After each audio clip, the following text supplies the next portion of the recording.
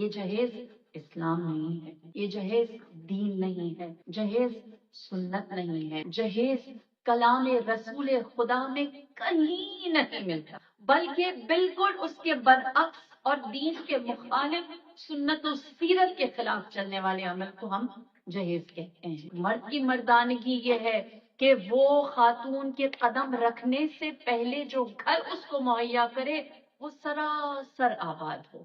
جہیز ہمارے درمیان کہاں سے آیا؟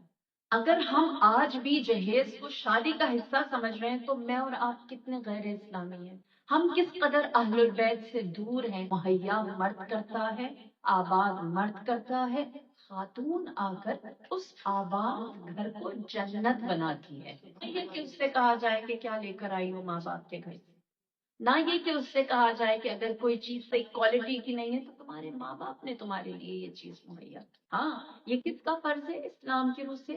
پنجتن کے عمل کے مطابق ایک مرد کا۔ امیر کائنات نے اپنی زرہ کو بیچا، 500 درہم اس میں سے ملے۔ 500 درہم میں سے آپ نے اپنے گھر کی ضرورت کی ساری چیزوں کو مہیا فرمایا، جس کے اندر ایک بستر سے لے کر، تخت سے لے کر، بچھونے سے لے کر، مشکیزے سے لے کر ایک مٹی کا کٹورا جھاڑو تک شامل ہے۔